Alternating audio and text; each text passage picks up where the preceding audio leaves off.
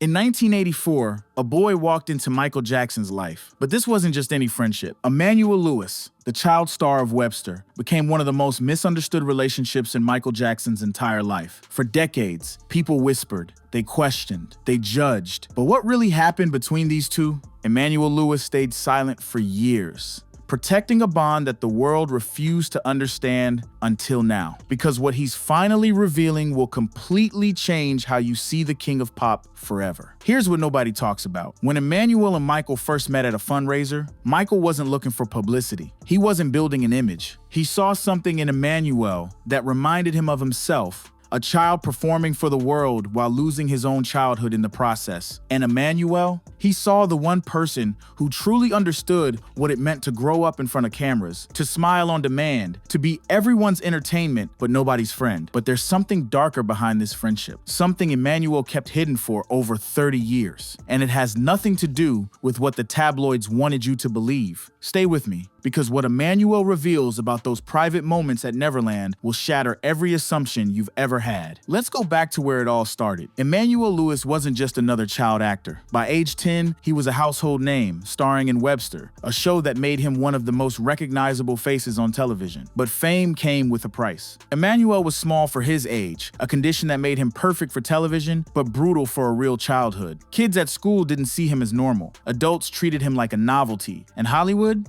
saw him as a product with an expiration date. Michael Jackson understood this better than anyone. By 1984, Michael had already lived through the Jackson 5 mania, the transition to solo superstardom, and the absolute explosion of Thriller. He was the biggest star on the planet, but he was also the loneliest. He'd grown up performing since age 5, controlled by his father, surrounded by adults who wanted something from him. When he looked at Emmanuel, he didn't see a photo opportunity. He saw a reflection of his own stolen childhood. The meeting happened at a charity event in Los Angeles. Michael was there for an appearance, Emmanuel for a photo op. But something clicked immediately. Emmanuel recently opened up about that first conversation, and what he said is haunting.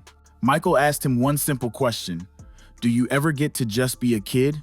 Emmanuel couldn't answer, because the truth was, no, he didn't. His days were scheduled down to the minute: school, set, interviews, appearances, sleep, repeat. Sound familiar? That's exactly how Michael's childhood had been destroyed. Right there, in that moment, a friendship formed that would last until Michael's final days. But here's where it gets interesting.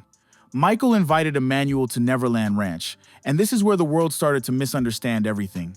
See, Neverland wasn't what the media portrayed. Emmanuel describes it as the one place where he could actually be 12 years old. No cameras unless he wanted them, no scripts, no performance.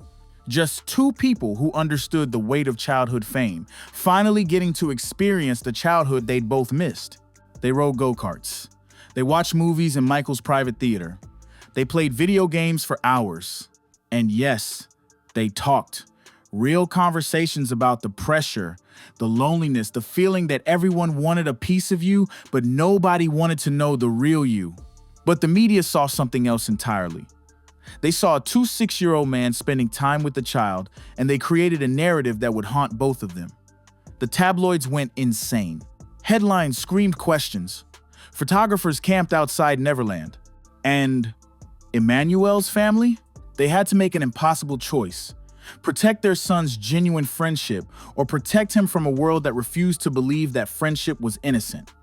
Here's what Emmanuel finally admitted decades later, and this is crucial. He said the hardest part wasn't defending Michael. It was watching Michael slowly realize that the world would never let him have normal relationships. Every friendship became suspicious. Every kind gesture became questioned. The man who just wanted to give kids the childhood he never had was being portrayed as a monster. Emmanuel watched it destroy Michael piece by piece. He saw Michael become more isolated, more paranoid, more convinced that the world was against him. And you know what the worst part was? Michael started pulling away from the very friendships that kept him human, because he didn't want to hurt the people he cared about. But Emmanuel didn't walk away, even when his agents advised it. Even when people questioned his family, even when it would have been easier to just distance himself and move on. Why? Because he knew the truth. And the truth was that Michael Jackson saved his life. Emmanuel recently revealed something that nobody knew. During the peak of Webster's success, he was struggling with depression. At 12 years old, he was having thoughts about ending his career, about running away, about just disappearing. The pressure was crushing him. And Michael noticed.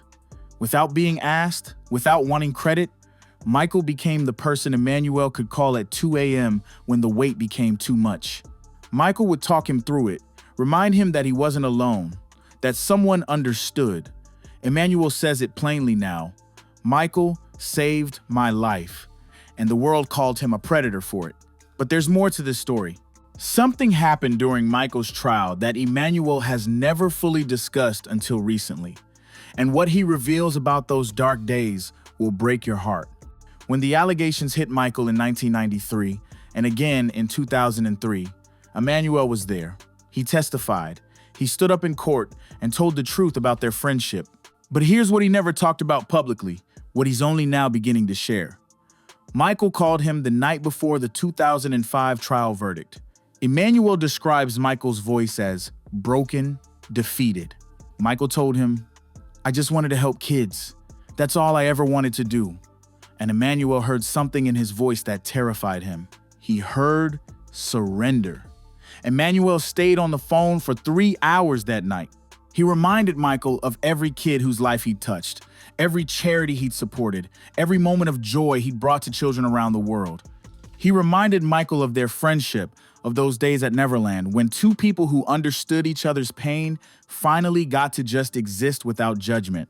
When Michael was acquitted, he called Emmanuel first.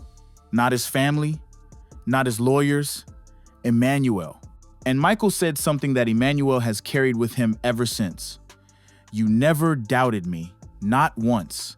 Do you know how rare that is? But the victory felt hollow. The trial had destroyed Michael's spirit. Emmanuel watched his friend retreat further from the world, become more reclusive, more fragile. And Emmanuel felt helpless to stop it. Emmanuel and Michael stayed in touch until the very end. In fact, Emmanuel was one of the last people Michael spoke to before his death in 2009. And what Michael said in that final conversation haunts Emmanuel to this day. They were talking about the This Is It tour. Michael was excited, nervous, hopeful. He told Emmanuel, "Maybe if I can show them I've still got it, they'll remember who I really am. Not what the tabloids said, who I really am." Emmanuel heard the desperation in his voice. He asked Michael if he was okay, if he was taking care of himself. Michael laughed. That soft laugh Emmanuel knew meant he was deflecting. He said, "I'm always okay, little man. I have to be." 3 weeks later, Michael was gone. And Emmanuel was left with a friendship the world never understood and a grief he could never fully explain. How do you mourn someone the world sees as controversial when you knew them as the person who saved your life? Here's what Emmanuel wants people to understand, what he's finally ready to say publicly. Michael Jackson was not perfect. He made mistakes. He had issues. But the friendship they shared was pure.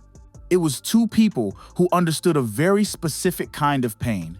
The pain of being famous before you were ready, of losing your childhood to entertainment, of being loved by millions but known by no one.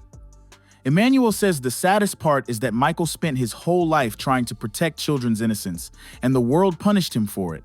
Michael built Neverland to be a place where kids could just be kids, and society destroyed him for it. Today, Emmanuel Lewis rarely does interviews, but when he does talk about Michael, his message is consistent. Judge the man by the people who actually knew him, not by the headlines written by people who never met him. Emmanuel's career never reached the heights it might have. Webster ended, roles dried up. But he doesn't regret staying loyal to Michael. He says, "Michael gave me something more valuable than any career could. He gave me someone who understood." The friendship between Emmanuel Lewis and Michael Jackson wasn't what the tabloids wanted it to be. It wasn't scandalous.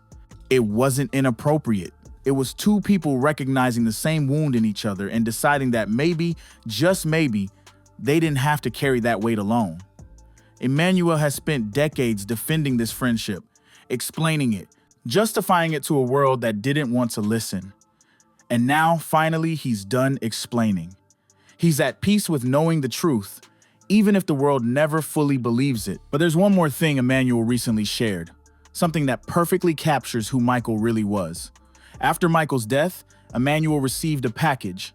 It was a video Michael had recorded years earlier, just for him. In it, Michael thanked Emmanuel for being his friend, when friendship cost something, for standing by him when it would have been easier to walk away. For seeing him as human when the world saw him as either a god or a monster, Michael ended the video with this: "You gave me back a piece of the childhood I lost, and for that, I will always love you, little brother." That's the Michael Jackson Emmanuel Lewis knew. Not the headlines, not the controversies, not the myths, just a man who wanted to protect children because nobody had protected him. And maybe, just maybe, it's time we listened to the people who actually knew him. If this story changed how you see Michael Jackson's life and legacy, subscribe to King of Pop and hit that notification bell. We're bringing you the untold stories, the real truth behind the icon. Stay tuned, because there's so much more to discover.